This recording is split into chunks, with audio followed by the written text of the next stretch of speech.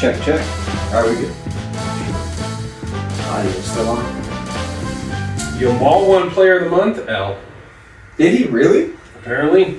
Well, that's a And good. man's PR is crazy. That's a good segue because this is what I was going to ask you. I was asking you this at work, but I was like, we'll oh, save it is for this the pod. are we rolling? Yeah, we're always I'm hot. on You know that. that. You know that. Hot start every time.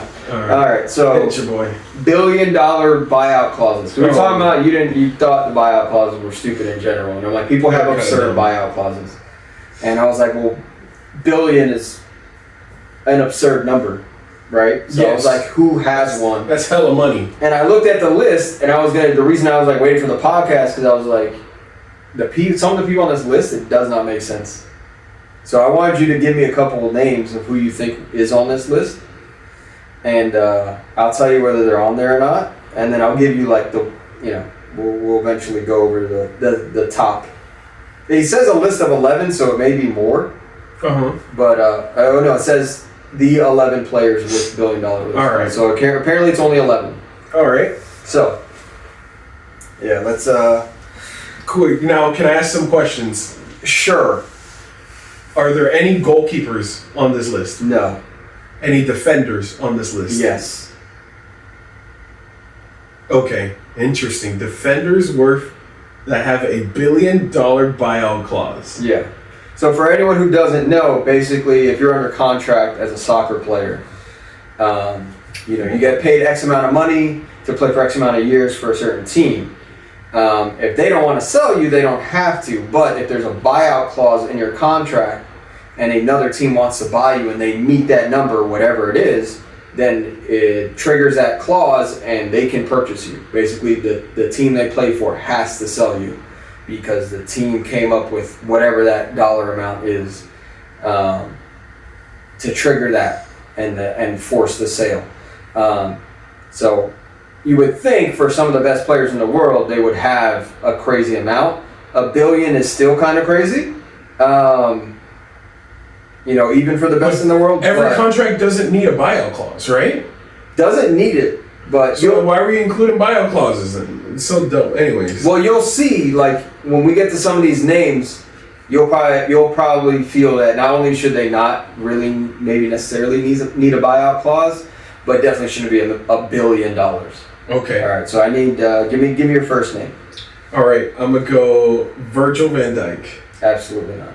He's not on this list. Not on this list. Disrespectful. To the guy. Just to be transparent, there's one defender on this list. One defender that has $1 billion buyout clause. And he's arguably a liability. He's not that good of a defender. Okay, are all these players in top 5 leagues essentially? Yes. Okay. Currently, they're all based in Spain. Every single player in this Every top 11? single one. Okay, now we're gonna think. All in La Liga. They don't necessarily currently play in Spain.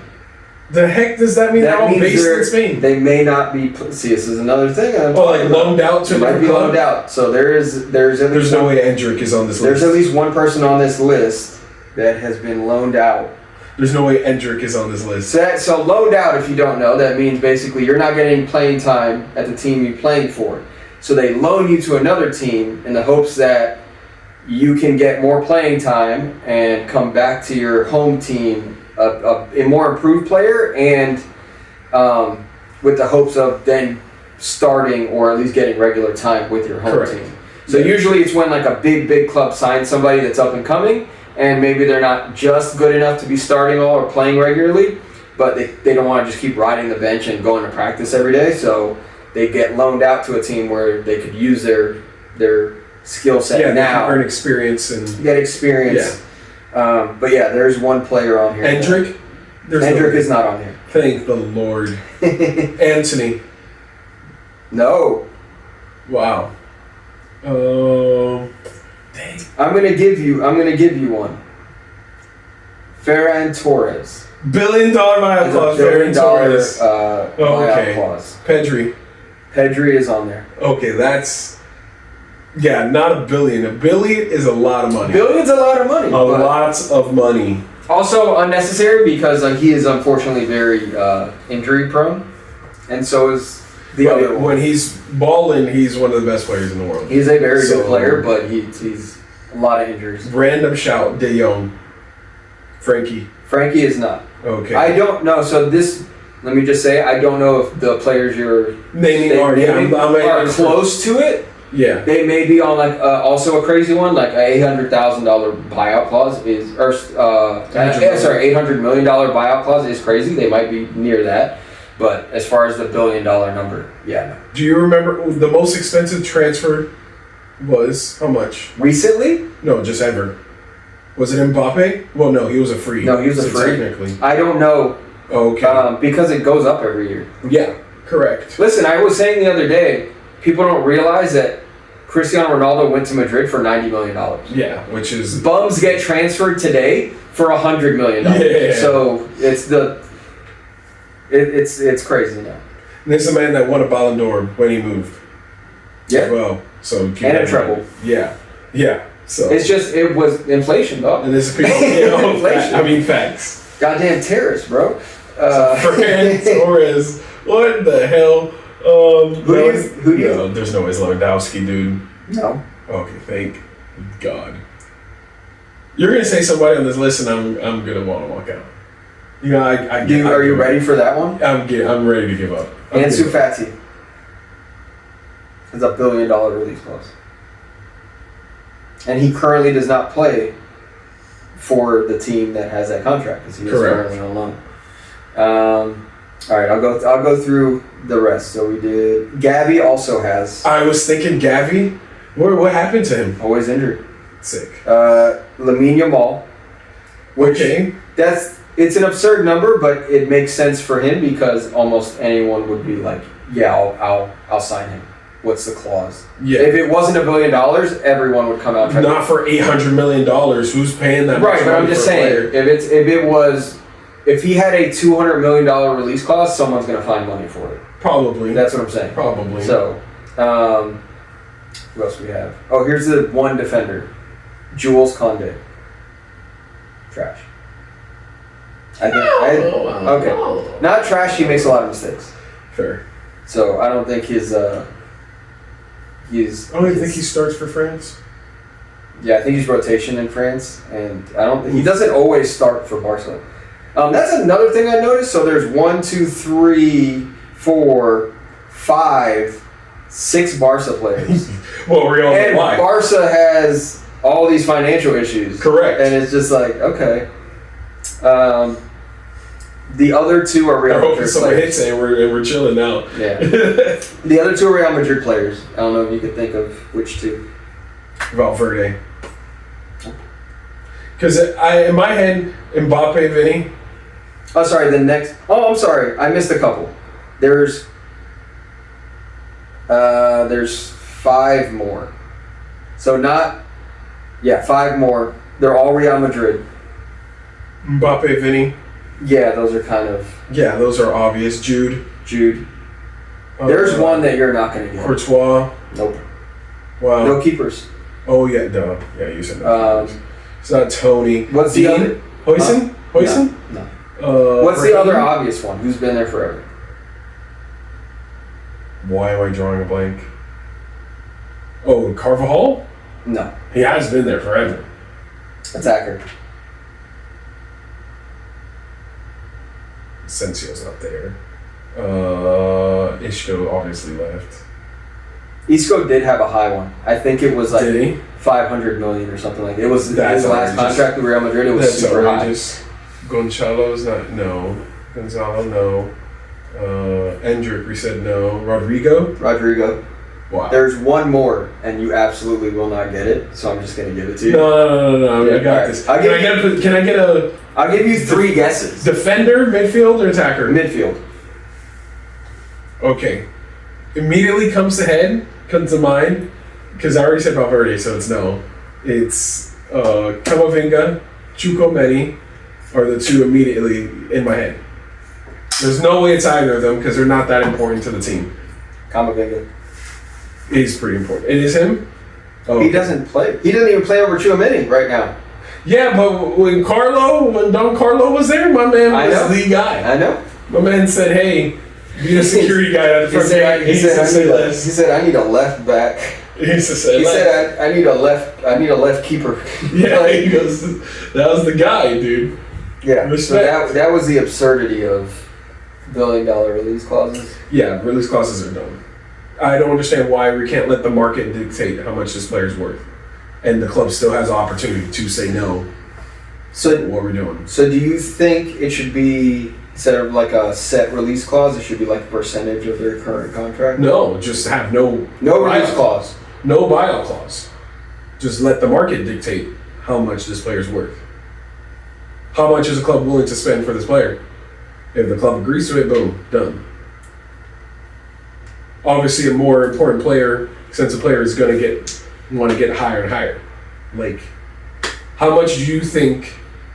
Let's just say Barcelona or had to sell Yamal, next season. What would he go for? How much would a club realistically want to pay for him? 200 million? He'd probably go close to it. Can you look up the most expensive transfer as of now? Let's see. Because Real Madrid got super lucky with not having to pay a transfer fee for Mbappe. Or Trent. Well, Trent's on. Well, Trent but is- still, no.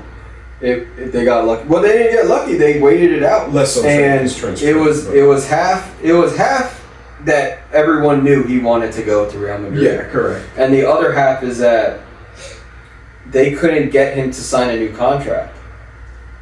And Oh yeah, obviously. hey, they PSG kept wanted to giving keep him what he asked for, and he still didn't sign a new contract. And then he just waited it out. And then the next year they won the Champions. Like, the next yeah. year they won the Champions League. The world works in mysterious ways. You leave, and who would have thought PSG would have fucking won?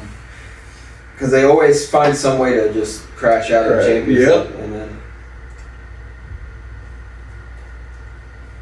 Luis found someone to press the defenders. And Dembele.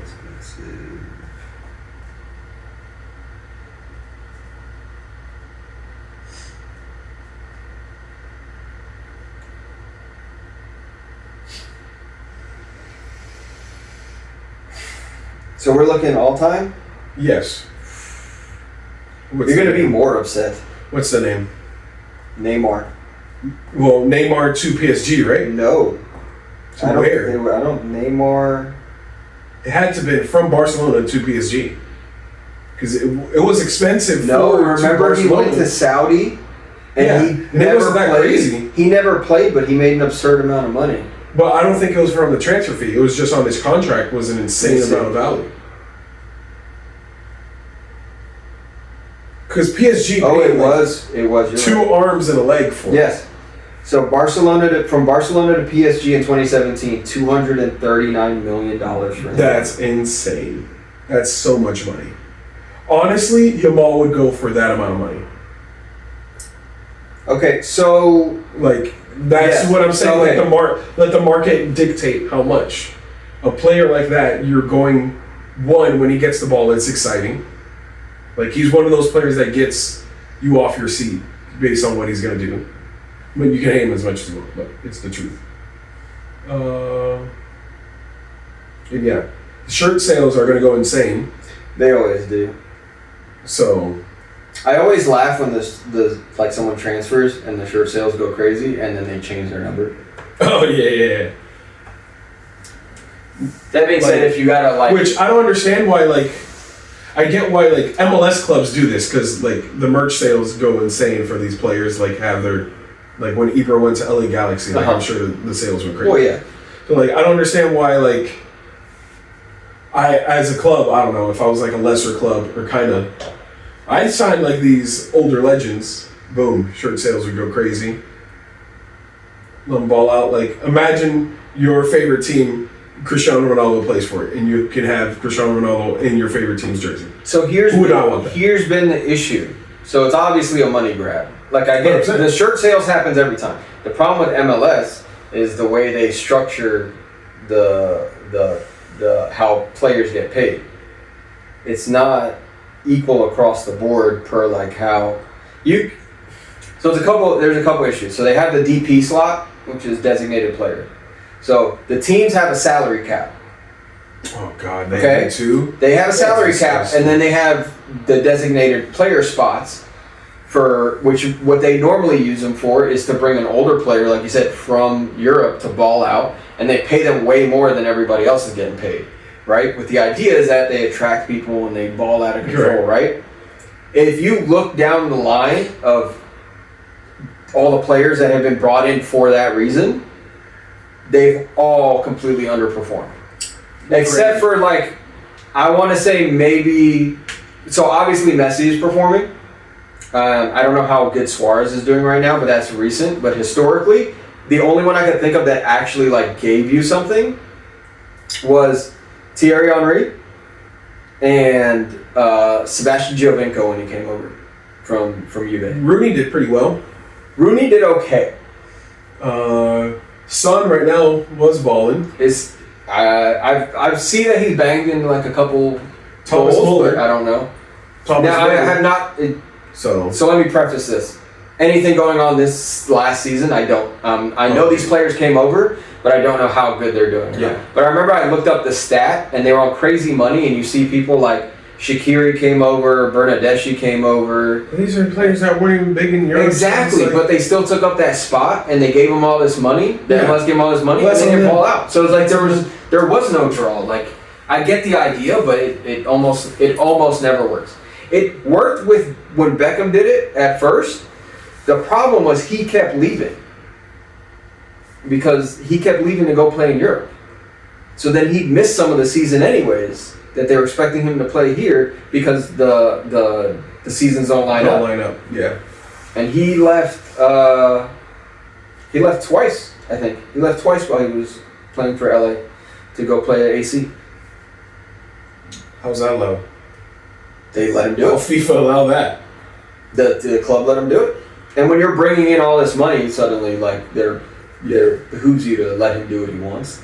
Now it did suck because one of the seasons at AC he did blow out his Achilles, so kind of sucked. He came back hurt, but I mean, Crazy. yeah, he wanted to be fit for the World Cup. So they're like, you got to keep playing, and they take when everyone's like in full swing in Europe. That's the off season in MLS. Correct. So he was like, dude, I got to play. The World Cup's coming up. Yeah. So I went to AC, and they tried to keep him. I don't know. Have you ever seen his Beckham's documentary on Netflix? It's pretty good. But yeah, he talks about that. They tried to keep him at AC.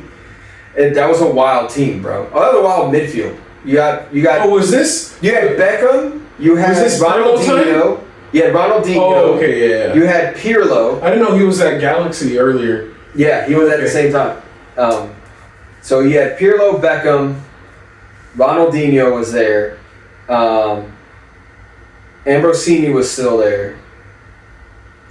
I think Gattuso was still there. Like, it was just a crazy mix. Seedorf was still there. Well, no, that's another Clarence player, in Seedorf my was still opinion. there. Like, bro, the That player midfield was didn't balling. make sense at Oh, that yeah, time. no, the midfields of some of those teams, absolute giants. Yeah, Man. it didn't make sense.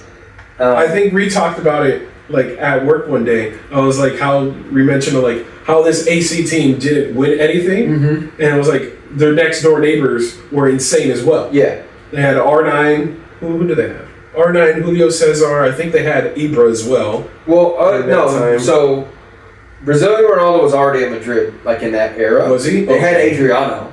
Oh, Adriano was They had insane. Adriano, and they had Ibrahimovic. Yeah. So that was your basically your front two. Who was And then when they- AC's coach? Carlo? I think in that And then era. Jose Mourinho was coaching. So I was it. gonna So say it was at insane. when they won the Champions League, Inter, they had Eto as well. They had was Eto there. and they had Diego Milito, Milito, yeah. who was nasty, bro. Yeah, I hated that was crazy. him, bro. I hated for a long time Real Zaragoza in Spain because Diego Milito played up front, and his brother who played center back, who eventually went to Barcelona. They like the two of them were like a problem at either end of the field, and when Real Madrid played them, it was just fucking a problem. I was just like, bro, we got a brother with crazy defensive skills, and then we got a crazy good striker. I'm like, this is issues. And I'm like, and then I'm staring at Thomas Gravison trying to fucking play defense. And bro, that guy was fucking nuts. I feel that. I heard, and I'll have to find the video. I heard Real Madrid signed him by mistake. Oh, really? So apparently, when he was playing, I think he was either at Celtic or Rangers. I can't remember. There was another really good midfielder. He wasn't that good. Thomas Gravesen was okay, but there was a really good midfielder like CDM at that same club. Looked just like him, like bald, super like pale, fucking, and they think the scouts got them confused.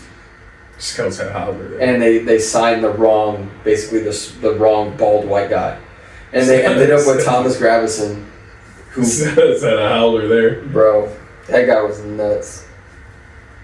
But yeah, I don't know. Yeah, so you're probably, since I'm gonna say Yamal would probably realistically go if for whatever reason something went sour at Barca or they had to sell him. Yeah, When fantasy something- scenario, right. yeah.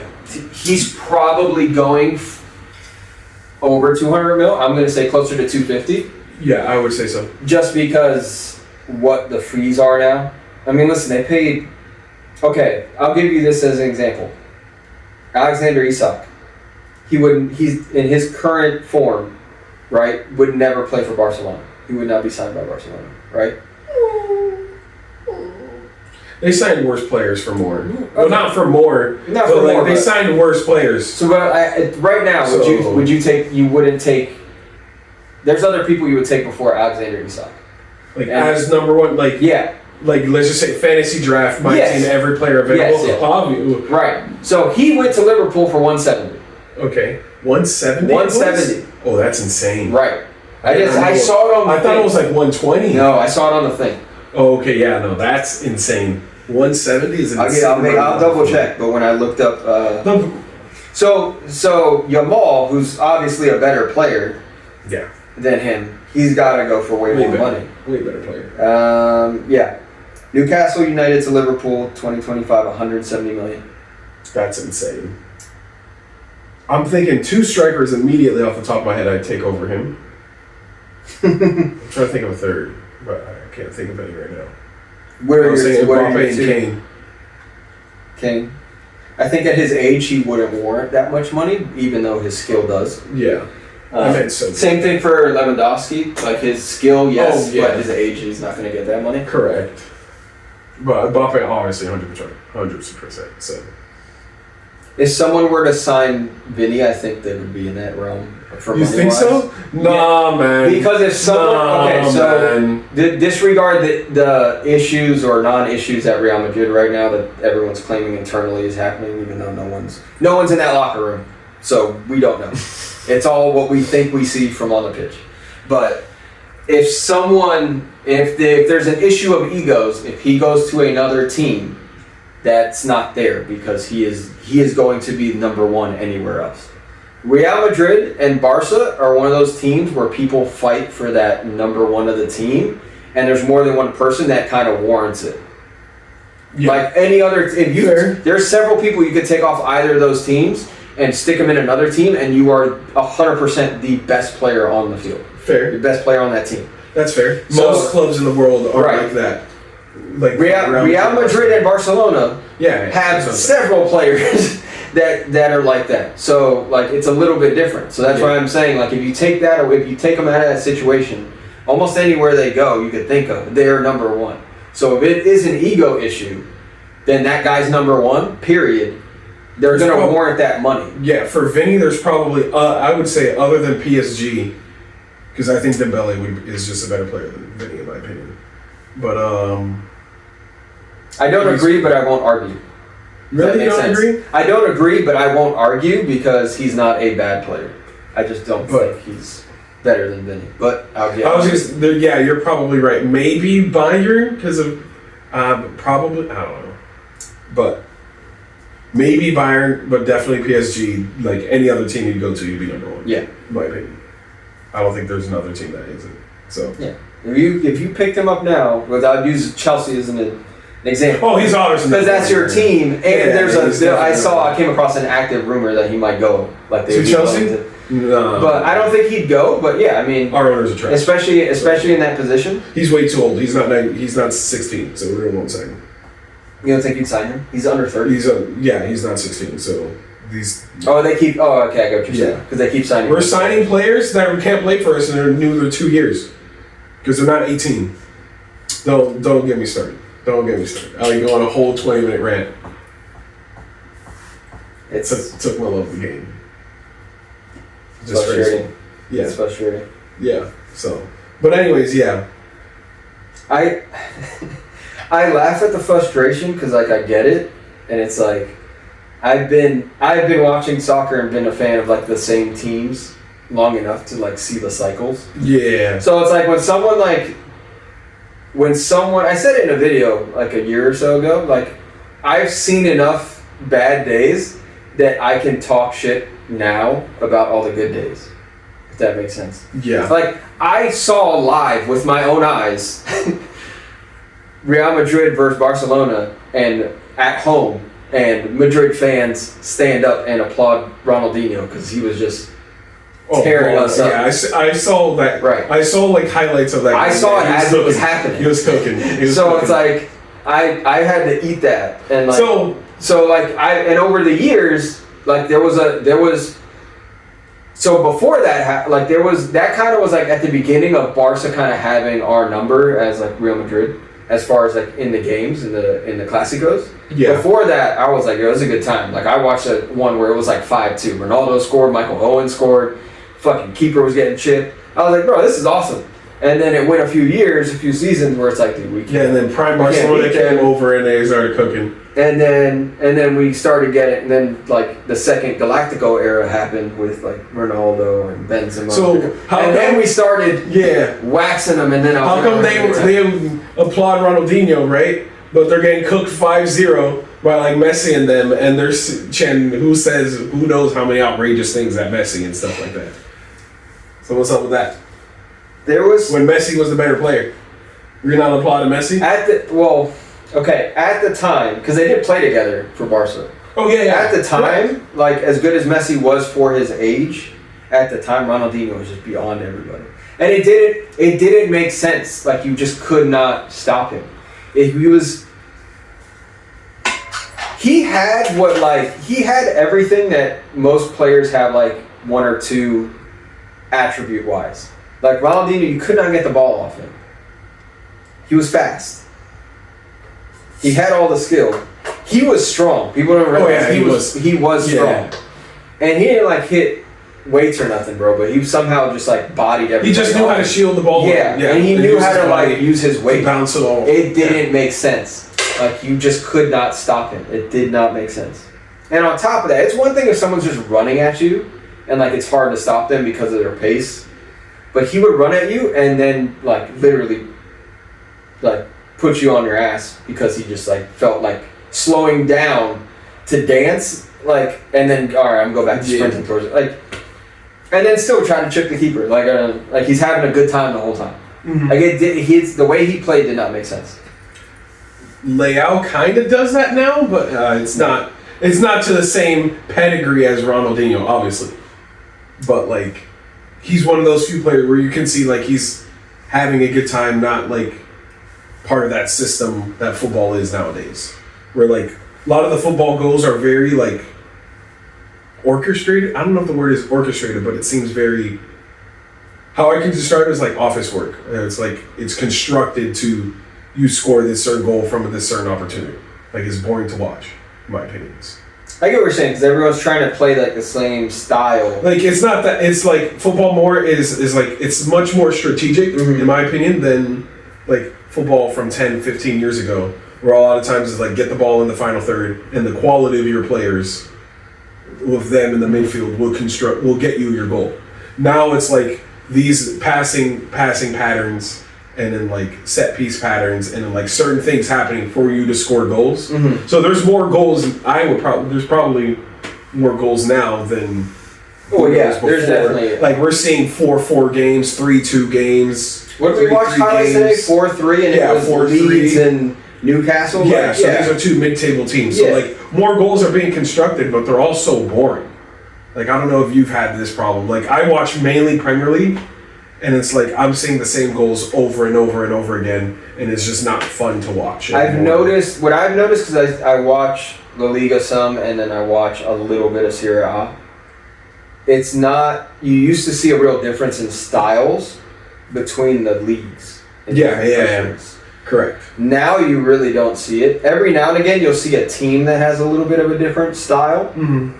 But now everyone kind of plays that same kind of like counter-attacking, like,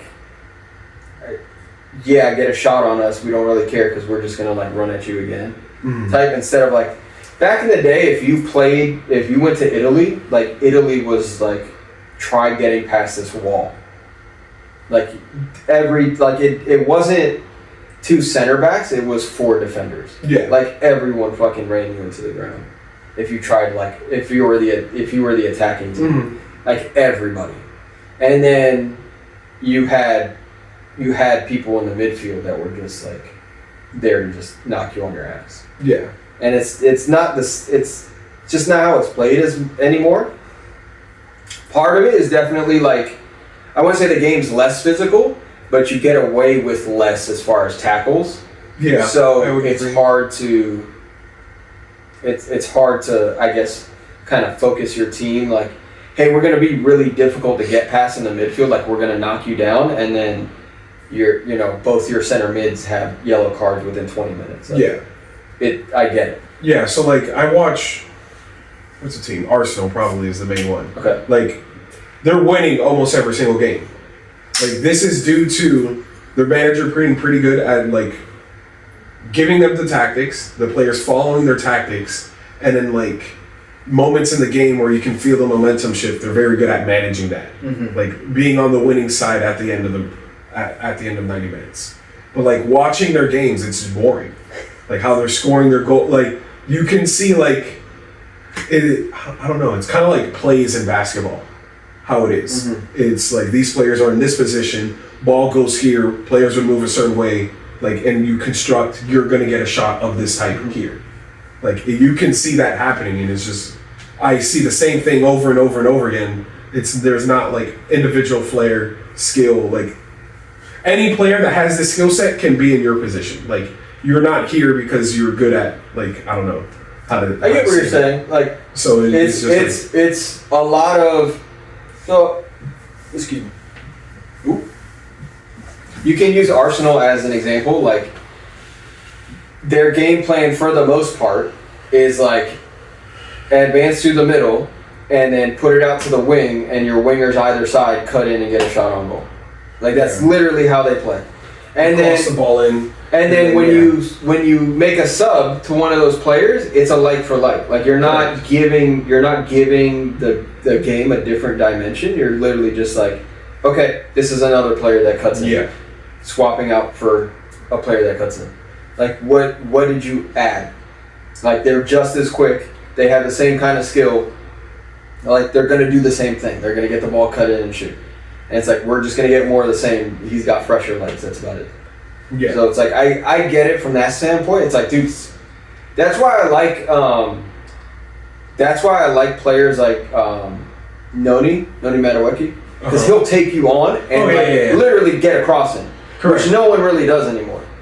Like he'll just like, all right, cool, I'm just gonna run past you, or I'm gonna do like some skill and get past you and get a cross in. Versus he mainly just outpaces you, to be honest. But it works for him. But he doesn't always cut in and shoot. Correct. Which a lot of players in that position, that's all they do. Like they never want to go outside and get past you and get a cross in, which to me is higher percentage if you get past that. If you know you can beat that guy, or maybe it's 50-50, if you get past them and you cut the ball back because the defense is going to collapse, you cut the ball back, you have a shot that's a higher percentage shot on goal for someone that's coming in. Which I think we saw that with, I think Declan Rice scored twice. He scored 2 goals. They had a game today, so not the last game, but the game before that. It's like, dude, you can do that. You don't have to fucking cut inside and shoot every time. You can take it to the line, cut back, or just cross, and like, you can do different shit. Yeah. And that's why I like him, even though he doesn't normally start, because he actually gives you something different. it's not the same time. Like, Correct. as good as some players are, if you're always cutting inside, like, I'm gonna read that, and I may not stop you every time, but I'm gonna give you a problem every time because I know all you want to do is cut. That's inside. why I feel like the players now, the best players now, most of them couldn't hold a candle to the best players 10 years ago, in my opinion. Like, I'll use one of my favorite players, Hazard. Okay. Like, in his prime, he's, I would say, better than almost every single winger out, like, playing now. Like, in his prime then, comparing them to, like, their individual player profiles and skill-wise, like, talent-wise to him, he's better than almost every single one of them. Bar maybe, like, probably Yamal, maybe Dembele. How he didn't win a Ballon d'Or is crazy. You had Messi and Ronaldo to go never mind. Maybe not that crazy. So maybe not that crazy. So like how he didn't win one, at least one. How Neymar didn't win one. When hell, sometimes the freaking player next to him is winning them. Like that, it's insane. Like some of these amazing players, like him, Lewandowski how he didn't win one. Do you think? I mean, this is my opinion. I don't think it's worth anything. But do you think Ballon d'Or is even worth anything at this point? At this point, no. Because, like, you from the last one, how it was a tie-up between Dembele and Yamal. Like, I don't know what Yamal is, but that PR is crazy. Like, he's a very, very good player. But, like, I don't think Ballon d'Or from one very good season is, well, I guess it's based on one season. So fair enough. But, like, they didn't win. They won your league, but didn't win in the Champions League, and like lost in the nation. Well, I guess technically both France and Spain lost in the Nations League that year. So like, I don't know. Sometimes it's just like so PR. There was a funny clip where there was like I think it was Jules Koundé. They were asking him like about the Ballon d'Or, and they were like, "Oh yeah, I think he should win it." And Yamal was right there, and you see like Rafinha walking in the background, and it's kind of looking at him. And it's someone like commented, "It's like imagine you're bagging 40 goals, and your teammate thinks some 16-year-old kid should be winning the Ballon d'Or." Like it's not based on. That's why like the Golden Boot is actually based on a number. So right. Fair enough. But it's like I get it. It's hard to how do you quantify like who is the best player of the world in the world that year. So I don't know. I think it'd be better if they did one per league. The best well they do. But like and then so it's a separate thing. So like they do well, like the league does its best like PFA like how you do like Premier League does it. So you have that, and then you from all do the top 5 leagues, right? From that's where your entries come from. So those 5 players. So yes, say you do top 5 leagues. Those top 5 players in that league for the year. That's who goes on that list, and then you pick from there. And I feel like it's always leaned towards attackers and midfielders. Like I think Fabio Cannavaro was the last defender. I think so. Yeah, what 20 years ago? Yeah, I think after the World Cup, I think. Yeah, so it's like it's always leaned towards like attackers and midfielders. Where like, why not a goalkeeper? Why not yeah, you know what I mean. So it's just like, but who knows? I don't really like after. Vinny probably should have won that one, in my opinion. Definitely. Oh, when Rodri won it? Yeah, 1,000%. It was all absurd. Rodri really had was he won the league and the Euro that year. Yeah. Which I can't remember that Euro, like how pivotal of a role he played, because I didn't really watch it. Like knowing Rodri, he probably was a very pivotal role to that midfielder. He's an important player. So, but like the things Vinny did that year was crazy. Like in the Champions League. And you know what was crazy to me? This was like the talk was all about Vinny winning. Oh right? Yeah. No one mentioned Rodri, like even in the running. Like I didn't hear anybody. If it was, I did hear Rodri being mentioned. I did. I heard maybe him and maybe like a couple other attackers, but they're like, yeah, he didn't win as much. Like they didn't win what Vinny won. They're like, everyone pretty much thought it was going to be Vinny, including Vinny. Right? And then out of nowhere, it was Rodri. And I was just like, okay. Yeah. And then it's like, the argument is like, well, he is a really good player. I was like, no, no one's discrediting how good Rodri is, because he is really good. But was he the best player in the world that year? I don't think so. Yeah, I'd probably venture to agree. But So- then, oh yeah, speaking of which, a lot of people are saying, like, after all the, like, this Vinny stuff, people are saying, like, oh, Rodri saved football. Like, oh my god, that's hilarious. How do you say football? Because Vinny didn't, like, you're seeing Vinny's true side now, where, like, it's all about personal accolades and not, like, team stuff like that. Oh, apparently that's what the internet was saying. So I don't know, because if all this is true, like, it's the internet. You have to Right. second guess everything nowadays, especially with AI, being fake. But yeah, if all this is true, then, like, what manager would actually, like, obviously he's extremely talented. Like, you could not bring a team down, but, like, it comes to a point where, like, if he's, like, gonna ruin the locker room essentially. Yeah. So, like, That's the thing. I don't think he's doing that. okay, fair. I personally don't think he's ruining the locker room. I think He's a bit of a crybaby. Like, I will say that. so. And this may be a longer standing, like, deeper thing. He probably feels the type of way, like, when it comes to, like, certain teams and refereeing and how he's treated in Spain, because he 1,000% has been treated like there's never racially, been, like, 100%. It's Spain. It's Spain, but, It's like, been they've happening told for him, decades. they basically told him to, like, deal with it. But Essentially, yeah. Right. So, like, when you get pissed off, like, he's probably goes into games and certain stadiums already, like, pissed off because he was like, yo, I told that ref last year they were being racist and he told me to shut up. So you're like, okay, screw that guy. So now you're already pissed off, and you remember that. I don't blame him if this is what's going on. I can understand. You're I still already blame him, pissed but I off. can understand. You're already pissed off, and you're probably gonna say he's a professional, like he should deal with it. Correct. I get that, but he's a professional. But he's also a human. He is also, yeah. So I it's like- agree with you. I'm already annoyed at this guy, and, like, if I start getting calls against me or not against me because I'm getting fucking kicked and nothing's happening, then I'm gonna be like, oh, this guy's at it again. And if I'm Vinny's fiery period, Yeah. like, he's just kind of that Yes. guy. That's just then his that's just his 100%. personality. I'm gonna start mouthing off. Like, I get it. And yes, you're gonna have other players that are gonna get, and honestly, mostly it's like retired players that have something to say. Oh, of Like, course. no one The has to be pundits. playing. It's always the pundits. Now, what happened, and we talked about the other day, like, the Man, media- people that are actually playing, like, for PR reasons, they don't say anything. Yeah. You know how, like, every time they do the interviews, it's always, like, perfect PR response. So it's like, it's Yeah. always going to be like that. But I was telling you the other day, I'm like, the media is just too good. Like, the cameras are too good, the audio is too, like, you see stuff that people, unless you were on the team and you played at a high level, you didn't see that stuff.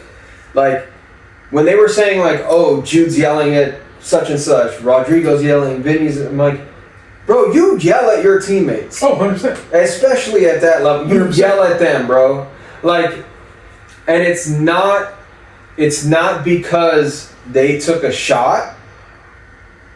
It's because, like, you didn't get it, right? Like, I didn't get to take a shot. And it's not because they couldn't score, but you can score. If that, Yeah. I don't know if I'm explaining that right. Like, Yeah, at a certain level, I know exactly right? what you At a mean. certain level, everybody can do it. 100%. So it's like, when you miss, it's like, bro, pass the The ball. classic Like, I example could have is scored. recently it's the Victor Osimhen and Lupin Yes. thing. Where, like, they're up, what was it? It was like 2 or 3-0. 3-0, and they're like, and then one of them said, like, you have 2 goals, pass the ball. And it's like, it's a team game. Yeah. And stuff like that. Like, I get it. Like, But I get that. And Yeah. both of them can bang in goals. Right. So, like, maybe as, like, you personally feel like you had a better chance to score that goal if they pass the ball, but they feel like they can score the goal because they both can. The striker's So always it's like- going to be like, yeah. So, Yeah. Especially if he felt like he was in a really good position. yeah, they're going to shoot it. Right. So, Like, it came up, I told you the story before, but it came up the other day where I was like, I went in on a Yeah. teammate once because he just kept playing the ball back to our defense, and I kept making runs in behind. Mhm. And his literal argument was, like, I yelled at him, like, dude, play me the ball. Like, I'm in every time. And he's just like, we don't have to go forward every time. And I'm like, yes, but I'm in behind and you haven't did like 3-4 times and you have not played me the ball. Like, play me the ball. And like the next he ended up scoring, I gave him the pass. Someone else put me in behind. But like at that level, like I'm not gonna take. I knew I had a shitty shot, so I did not take the shot. I actually looked over my shoulder and he was running, so I was like, I passed him the ball because I was like, I'm not gonna. It wasn't to prove a point. Like if it was to prove a point, then I would have tried to score, and if I scored, then I would have been like, I would have been like, yes, he passed me the ball. Now I did tell him that anyways, but I was like. It was more like because I got him a goal. Yeah. Because I was like, so to explain it, like the cross came in, it was a low cross from like the wing, so it stayed on the ground, and it was just like in a weird spot with like perfect pace. So I ran in behind, and the keeper came out, but it passed both of us. Like we kind of met the ball, but it had too much pace on it, so we started chasing it across the box. And then I caught up to it, and all I did was backheel it across the 6-yard box. The keeper's next to me, so I knew the goal was empty. And I had looked over my shoulder, and I saw Buddy running. So I just backheeled it, and I'm like, worst case scenario is the defender somehow catches it, but I'm like, I'm pretty sure he's going to get it. So I just backheeled it as hard as I could across the box, and he tapped it into an open goal. And I was just like, see what happens when you pass the ball? Like, like it was still kind of like that like, I guess chippy you would call it, but it's like it's not because I'm pissed off at you, it's because we're all playing at a really high level. We're all trying to win, so I get it. So I think a lot of people, especially people commentating, did not get to that point and they don't understand that side. And no one wants to be the guy that like explains like, no, we yell at each other all the time, like, because that's not good. That's not a good visual. Like, what do you mean you guys yell at each other? Like, don't. So, like, I'm not pissed off at you, but I'm just like, bro, give me. And then I'm gonna swing it back with Vinny, right? Okay. So, like, ever since Mbappe came into the team, he's been terrible. To his standard. To his standard that he should be playing, that everyone expects him to be playing at. He's been terrible. So it's now become a thing of like consistency. Is like you're consistently underperforming according to your standards. And this has been happening for months and months, and now people are saying, oh, there's too many players in your natural position. Okay, Mbappe's injured now, and you're still supposed to be that number one guy, and you're still not performing. Like people who reportedly the manager wants out is playing better than you, both goals and assists and just performance in general in all competitions. So now it's a point of like, what are you doing? So that's my argument with that. I was agreeing until recently, and I'm gonna see if I can find it,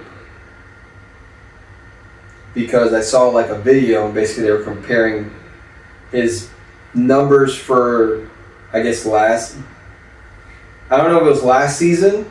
I think it was last season to the season before, because it was like when it was him versus Mbappe, or maybe it was the first year Mbappe was there and Vinny was still doing a lot. I'm gonna try to look it up, but basically, from the stat sheet from the video showed, it actually on paper it is not a big difference. Okay. It's actually in some spots he actually was doing more marginally. So I would just call it he's doing the same amount of work. I think it just looks different because he does not have to score every goal. Okay. So like before, so once Benzema left, it was like all Vinny, right? We had Joselu, but we didn't really have a center striker, right? It was him and Rodrigo had to score the goals.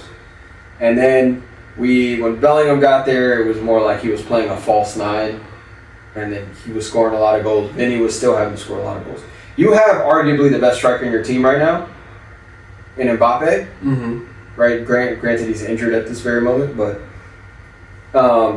like you don't have to. And I think that's where we see the problem is that he still wants to, even though he doesn't have to.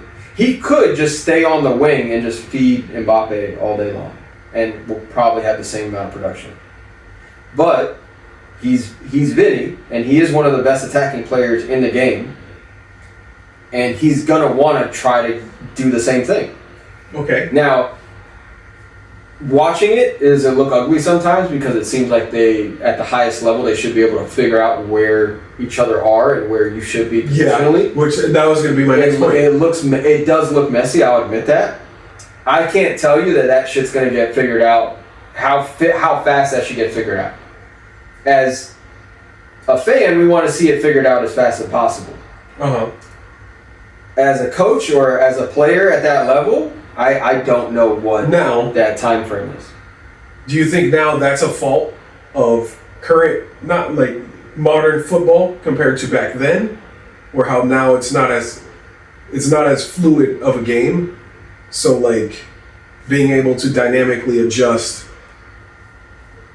mid game is not as seen as a priority, but like more and more players don't have that kind of skill set. Because in life, it's easier to follow a set guidelines, essentially. Like if you want to get a task done, it's easier to have a step 1, step 2, or do these things rather than here are all the tools, make it happen. Which how more and more I'm seeing football nowadays.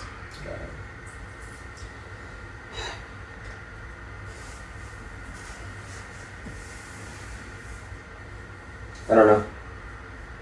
I don't know if it's just that era difference or if it's literally like you said, you think the players 10 years ago were better. That might be part of it. That maybe they were more. Maybe they were more adaptable. Like because I don't know if it's the term of like they were smarter or like use their whatever like tactical genius. I don't want to say tactical genius, but like watching highlights from way back when, like you see these players in Champions League finals, like you put these players in because you know they can adapt to whatever. Toni Kroos, Modric, like the best, Xavi, Iniesta, the best midfielders and attackers. They knew, like they don't need a game plan. They can figure the game out as it goes, do whatever. So I feel like in terms of Real Madrid, not having Toni Kroos, especially in the midfield, is a huge miss. That type of player, yes. Yeah, like he can control your whole game, dictate when ready to go, when ready to slow it down. Like he's that smart of a player. He's been in every single big game you can think of, won almost anything you can think of, that he knows what to do. He has won everything. Yeah, he's won everything. So same pair of boots, crazy. Yeah, that's the guy. Super underrated as a player, in my opinion. But I think because his goals aren't like there isn't a high goal tally that people kind of. Oh yeah, you miss out. He doesn't come up to mind right away. Well, how come Busquets gets the flowers he does and Kroos doesn't? I don't. I don't get that. People praise what he does. They do. I don't think Busquets is that. I think he's very good at what he does. I don't think overall he's that good. I would say so. Like at that one particular thing, like you cannot press the man. Right. You're not pressing him. You can't. So like hold up play, he's elite. Like taking it from the defense and distributing, like and not losing the ball. Top 10 of all time. Yes. Probably as an overall soccer player, I'm not. I think there's better players in that area of the field. I would agree. But not trying to dog Busquets. But that's what they needed him in prime Barcelona, so that's perfect player for that. The issue with that position in Real Madrid is that you could arguably, not that he is as good, but you could arguably say they have it. Like Valverde is very, very good when he's in the midfield. The problem is he keeps getting moved out, and that's a defensive issue. But that's been a thing for years for Real Madrid. Years. They just like it's always been a problem. I feel like it's always been a problem, and in ways it's like their own problem because they'll get, especially on the wings in defense. Like I've said it before. They went on the left wing in defense. They went from Roberto Carlos to Marcelo. That's insane. And it doesn't make sense. You literally had. I'm not gonna because it'll spark debate, and we'll get to off a tangent. But as far as Brazilian defenders, like you went from the best Brazilian left back at the time to the very next one, right? And obviously he wasn't that when he got to Real Madrid. Marcelo wasn't. He grew into and it's just like. Dude, we didn't have to worry about the left side of of I was going to defense ask, what was the for decades. last good Real Madrid right back? Carvajal, I guess. Carvajal was the best one. We had Sergio Ramos before that. Correct. Young Sergio Ramos. Because he got signed. So he actually got signed as a center back from Sevilla. I think I got signed as right back. Okay. He got signed. He could play right back. Got signed as a center back, but he started playing right back. Then they signed a Brazilian player named Cicinho, who was actually a net. Like, just picture Marcelo before Marcelo. On the right. Okay. On the right side. He fucking wore number 11. Absurd. Like, you knew he was there. Yeah. You knew he was getting in the opposite box and scoring goals, which he was. And then he blew out his knee, and that was it. That was it. They moved Sergio Ramos to the right, and he really didn't come back after that. And then, you had Carvajal came back because he was in the youth system at Real Madrid. He came back, and like no one really took his spot. Like, that was it. Yeah, he's not very great. He's not like an elite right back, but he does his job well. Yeah. So like he doesn't bring up complaints. Like he's going to do his job every single game. So fair enough. But yeah, and it's and then when you had Sergio Ramos in defense, like it just that's anyone you partnered him with, like he looked that much better because Sergio Ramos was. And there's a lot of argument because a lot of people don't like him, but it's hard to say he wasn't one of it. I mean, he's still actively playing, but he is one of the best 100% defensive players. Period. I would agree with you. I thought it was a nightmare to go against him. And he could literally play anywhere. He could play anywhere on the field, which was absurd. Mm-hmm. Like, my man could score free kicks and PKs. Oh yeah, like no problem. He used to fly up the wing, bro. He's scored from the right wing before, like as a right back. Uh-huh. Like he just got to the box, and there's one. It's crazy. I remember seeing it live, but you can look up the clip. He hit the ball from the right side across the face of goal and hit the far post so hard that it took all the power out of the ball. Like he hit it so hard against the post that it just died and like fell down. No. Like it didn't make sense. Uh-huh. Like, but it was like he would make those runs regularly. Yeah, that's why. Back to the original point about like not like just the game being less fluid. Mm-hmm. I feel like managers like Carlo, like Ancelotti. I don't know any other managers like that. But like watching him when his last stint at Real Madrid, he was very like, especially in the attack. I can't remember like in the defense or midfield like their build up. Like it was more fluid. Like he kind of let the players decide themselves, and he said it like I kind of don't tell them like how to attack. They got to figure that out. Yeah, give them the freedom to figure it out. Which I feel like now he's having more trouble with that because I feel like that's just not the type of player nowadays. I wonder if it's a similar issue where when Pep was at Barca and he was telling players like, you've got to I need you to just do this role. Yeah, I feel like I would feel like because that was the issue. Like that was I feel like that was the issue of Yaya and him. That like Yaya is not a holding midfielder like he tried to play him to be. He's more of a box to box. He played him as a center back in a Champions League final. Yeah, absurd. So it's absurd to think of when we saw what he did at City and then instantly became the best midfielder. Yeah, instantly became the best midfielder. So, but yeah, I mean, he did that to everybody. He did it to Ibrahimovic. He did it to Henry. Like he did it to everybody, and like he would pull you out of the team. He would pull you off the field if you even if you scored and he did something. So I don't think it's as drastic as Real Madrid, but I think it's some of that. Like I need you to play this role, and that's what I want. And I feel like that's a problem maybe with like the youth system being grown, because I would see like some clips of like, whatever coach teaching like certain and like they're teaching them like tactics used in modern football, like first teams are being played. So I feel like them growing up, that's what they're learning. So obviously you're a product of what you learn. So like they're not learning more and more fluidity, how to read the game, stuff like that anymore as much. That's a whole other problem too, because you shouldn't be teaching like 10-year-olds tactics. Like they should be trying to. Like I'm sure you've seen this clip. They should be learning how to get out of fucking pressure versus what formation you're in and like. I'm sure you've seen this clip of like it was like U12 game. I don't even know where it was, but they're like it's like 20 passes into a goal, and I was like, this is not like 10 years ago, U12 is not looking like this at all. Yeah, it's the one where it was beautiful. They started it like from the keeper, From the and keeper. they passed across the box, right? Like the first pass. And everyone, I remember that. Yeah, like it was a beautiful build-up play. Like maybe pass it to the keeper for him to distribute it, so you don't pass it across the box. Like it was maybe the one mistake, but like that's a play you would see in like first teams. To be honest, that's how they would want to build up. So it's like I feel like that's just a product of what football is now. So yeah, that's why it's exciting to see players like I don't know, Lise, Yamal, Cole Palmer, like players that are Mavericks, I guess. Like don't fit into the box that they're the floater. Supposed to be. They're the free roaming player that you used to have like. The good teams used to have like one, maybe two, because you'll give up a lot defensively. Because that was his best. Like, his because I mainly watched Chelsea, so like back last season with Cole Palmer, like that's when he was best. Yeah, you put him on the right midfielder position, let him cut inside, and give him the freedom to decide the games. Like that's how they won the Conference League. That's how they won the final in the Club World Cup. It's like all from him coming from the right to figure out when to go faster, when to go slower, stuff like that.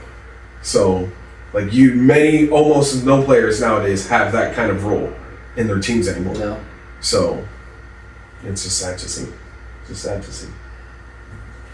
Would you say the game's gone? Huh? Game's gone, man. Game's gone.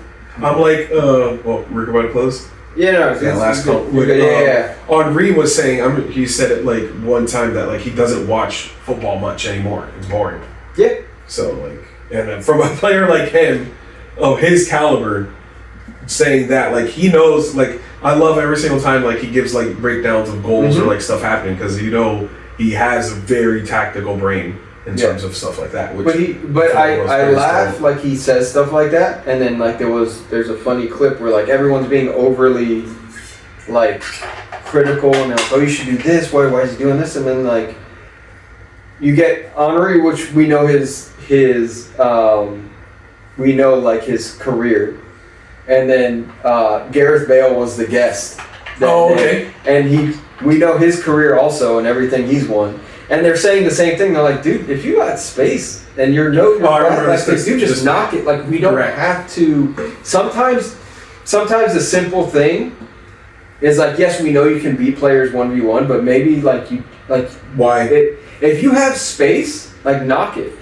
Yeah, I think three things I was gonna bring up. With that, they showed a clip of him at Tottenham, Bale at Tottenham, against I think it was Inter. Yeah. It was Inter, and like that's how he beat.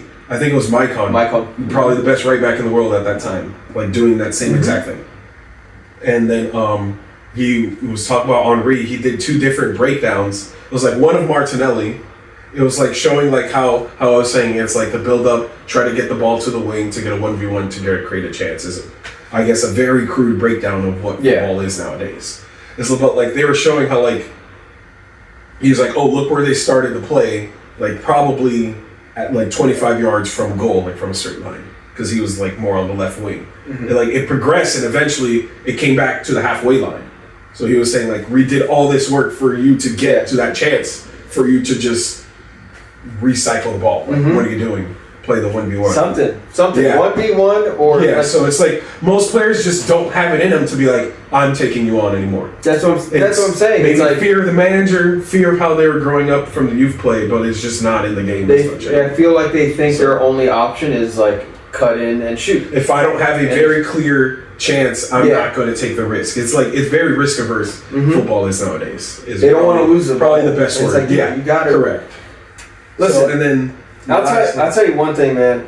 If you want to go look at Ronaldo's first year Cristiano Ronaldo's first year at Manchester United. He dribbled at everybody and he beat a lot of players, but he got the ball nicked off him a lot. Like you have to take those risks. And like you said, they're just not taking those risks anymore. Like you don't want to lose the ball. And it's like, bro, if you're going to lose the ball anywhere, let it be on the wing. On the wing in your opponent's half. Like, bro, that's where I want you to take a risk. Don't take a risk on the halfway line because you found yourself in Yeah, like the defensive line for some reason. Like, no. And then he, just to show, like, I don't even think most players, like, he was showing a play for Gyökeres, like, kind of on a breakaway in their first Champions League game against, I think it was Sevilla or Bilbao or something. Yeah. But, like, he was saying how, like, based on the ball, like, he was saying, I have to make a touch this certain way or else, like, how I'm running, how the ball is going to spin off my foot, Correct. I won't get to this. Correct. So, like, and then he played it. Gyökeres didn't do that touch, and he's like, okay, now I have to, like, I have one more chance to get to this, and I have to cut inside a certain angle to, one, cut off the defender, to keep myself open for both posts of the goal. Pretty much. He didn't do that. I was like, do most players even think that while they're playing? I feel like, I don't know if that's true or not, but I don't think so. because I feel like in basketball, the elite players do. Every elite player thinks like that.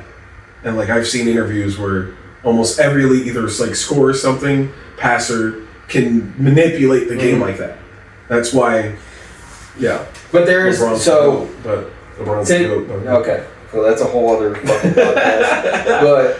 But yes, I agree. But it's the same. It's the same thing in basketball. Like there's a difference between. There's a very big difference between Thierry Henry and Victor Gyökeres. Oh, Right? So that's what I understand what he's critiquing, and I understand why he sees it, but I also understand if Gyökeres does not see that. Should he, as a top-level striker? Yeah. Because when I hear that, I understand, me personally, I understand what Thierry Henry is talking about, but that's because I grew up watching him. So I've seen him do it. So it's not like him just saying it. But yeah, in basketball, you're going to have your Henry and you're going to have your Gyökeres. Yeah. And you're going to have, it's kind of like... Which basketball is a whole different thing. Whole different thing. Because I'm seeing like professional players in the NBA not be able to follow a coach's play that was just told to them in the timeout less than a minute ago. They immediately forget the play. How? You're a professional basketball player. Edible. You should have been following plays from 7 years old, probably younger, probably 6 years old.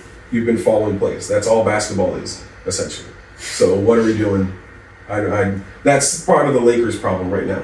If you see JJ Redick, he's crashing out because his players are idiots, essentially. That's fair. Other than and JJ Redick LeBron, is really, Luka, AR, all these players are so stupid. And JJ Redick is really smart.